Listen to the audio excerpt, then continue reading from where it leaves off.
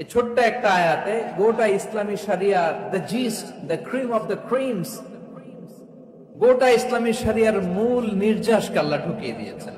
তিনটা আদেশ আর তিনটা নিষেধ। আসুন আমরা সরাসরি কোরআন থেকে শুনি, সবাই পড়ুন। আউযু বিল্লাহি মিনাশ শাইতানির রাজীম। বিসমিল্লাহির রহমানির রহিম। ইন্নাল্লাহা ইয়া'মুরু বিল আদলি ওয়াল ইহসানি ওয়া ইতাই যিল কুরবা ওয়া ইয়ানহা আনিল ফাহশাই ওয়াল মুনকারি ওয়াল বাগি ইয়া'ইযুকুম লা'আল্লাকুম তাযাক্কারুন।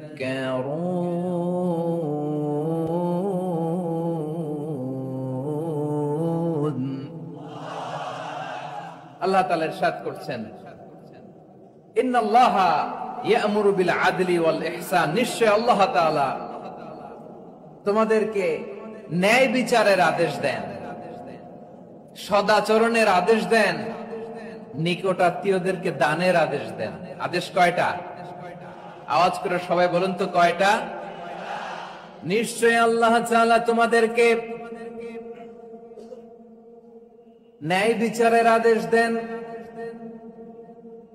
সদাচরণের আদেশ দেন, তিনি তোমাদের নিকটাত্মীয়দেরকে দানের আদেশ দেন, আর তিনি তোমাদেরকে অশ্লীলতা থেকে নিষেধ করেন, মন্দ কাজ থেকে নিষেধ করেন, অবাধ্যতা সীমা লঙ্ঘন থেকে নিষেধ করেন।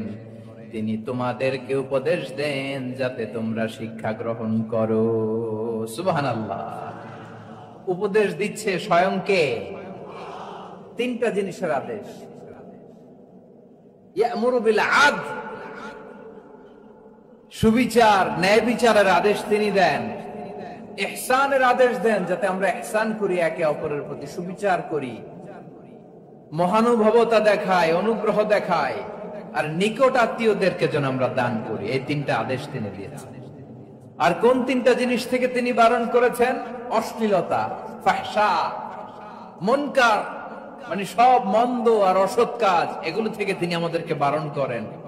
ওয়াল বাগি, অবাধ্যতা, সীমা লঙ্ঘন, এই তিনটা কাজ থেকে তিনি আমাদেরকে বারণ করেন। তিনি আমাদেরকে উপদেশ দেন, স্বয়ং আল্লাহ তাআলা আমাদেরকে উপদেশ দেন যাতে করে আমরা শিক্ষা গ্রহণ করি। সুবহানাল্লাহ পড়েন। তাহলে আসুন আমরা ধরে ধরে একটা একটা করে সামনের দিকে আগাই। আল্লাহ তাআলা প্রথমে আমাদেরকে আদেশ দিয়েছেন আদালের। ইন্নাল্লাহা ইয়া'মুরু বিল আদল। আওয়াজ করে বলুন আল আদাল। সবাই পড়ুন আল আদাল।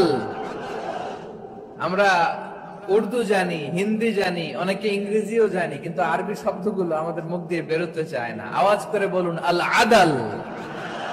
মাশাআল্লাহ। ইন্নাল্লাহা ইয়া'মুরু বিল আদল। আল্লাহ তাআলা আমাদেরকে আদলের আদেশ দেন। আদল অনেকে না বুঝলেও আদালত শব্দটা বুঝবেন। আদালত, আদালত, আদালত বুঝেন না? যেখানে বিচার কার্যের ফয়সালা করা হয়, কোর্ট কাচারি আদালত, এটা তো ভেরি কমন। এটা শুনছেন না সবাই? আদালত, যেখানে ন্যায় বিচার হবে, সুশাসন হবে। কিন্তু ভাগ্যের কি নির্মম পরিহাস, ওখান থেকে মিথ্যা সাক্ষী দিয়ে মনমতো রায় দিয়ে দেয়া হয়। এগুলোর পরিবর্তন হওয়ার দরকার আছে না নাই? প্রিয় ভাইয়েরা, আদালত, আল আদল, ইংরেজিতে বলে জাস্টিস, ন্যায় বিচার, সুবিচার, সুশাসন, জাস্টিস, আল আদল।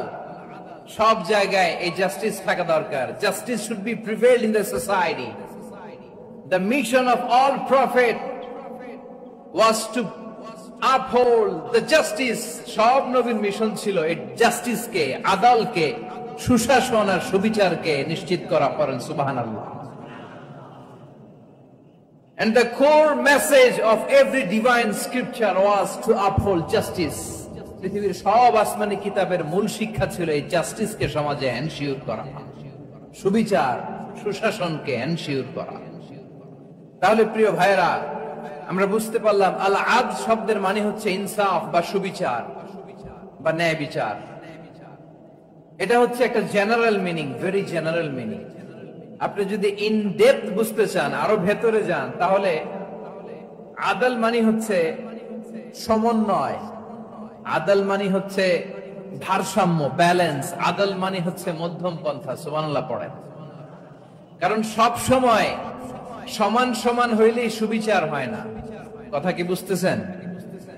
ইসলামের দ্য কনসেপ্ট অফ আদল, এটা এমন আদল, এটা সব সময় সমান সমান নয়। যখন সমান সমান দেয়া দরকার, ইসলাম সমান সমান দেয়। যখন ব্যালেন্স করা দরকার, চেক এন্ড ব্যালেন্স, সমন্বয়, ভারসাম্য করা দরকার, তখন ইসলাম ভারসাম্য করে দেয়। এটার নাম আদল। সুবহানাল্লাহ। সহজ করে আপনাদেরকে বুঝাই। যেমন ধরুন, একটা পরিবারের 3 জন সদস্য, স্বামী, স্ত্রী আর সন্তান। তাদের সকালবেলার ব্রেকফাস্টে স্বামীর, সকালের নাস্তায় স্বামীর 3টা রুটি লাগে, স্ত্রীর 2টা লাগে, আর সন্তানের 1টা রুটি লাগে।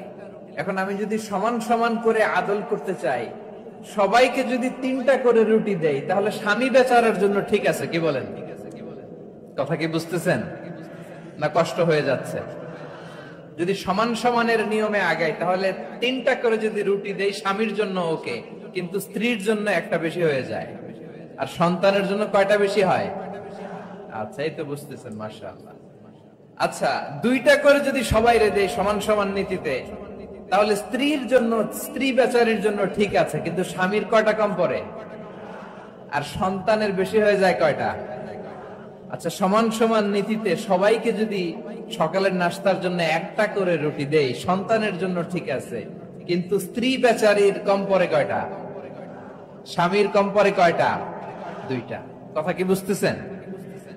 আর আমি যদি স্বামীকে দেই 3টা, স্ত্রীকে দেই 2টা, আর সন্তানকে দেই 1টা, তাহলে কারো অপচয় হবে না। যার যতটুকু দরকার ঠিক ততটুকুই কাজে লাগবে। চিল্লায় বলেন ঠিক কিনা? এটাই হচ্ছে ইসলামের আদল, যেখানে যার যতটুকু দরকার তাকে সেখানে ঠিক ততটুকু দিয়ে দেওয়ার নামই হচ্ছে আদল। চিল্লায় পড়েন আল্লাহু আকবার।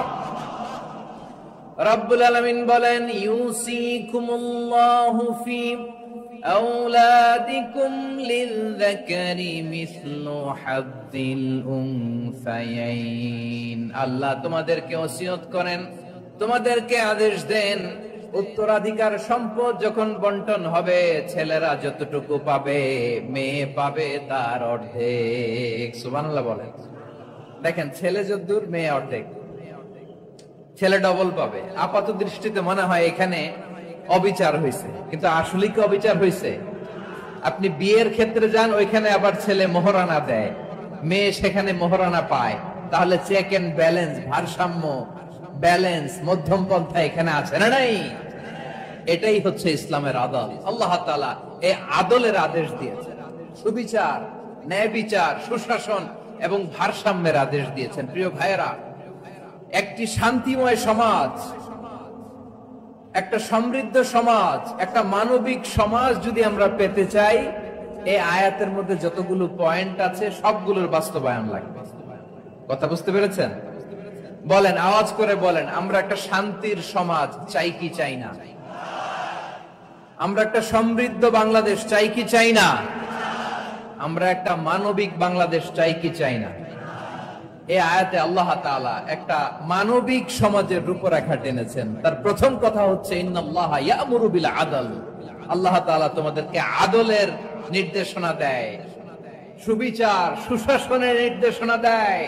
যে সমাজে আদল থাকে না, সে সমাজে জুলুম মানুষের ঘাড়ে চেপে বসে। আদলের বিপরীত হচ্ছে জুলুম। আদলের বিপরীত কি? জুলুম বা জাওর, অত্যাচার, অবিচার, বৈষম্য। এই যে বৈষম্য বিরোধী ছাত্র আন্দোলন কেমন পড়ছে? এই যে একজন সমন্বয়ক তো দেখা করলো আমার সাথে। জুলুম মানে হচ্ছে বৈষম্য। বৈষম্যের স্থান ইসলামে নাই, অবিচারের স্থান ইসলামে নাই, জুলুমের স্থান ইসলামে নাই। আল্লাহ তাআলা বলেন যে আমি জুলুমকে নিজের জন্য হারাম করেছি এবং তোমাদের জন্য হারাম করেছি।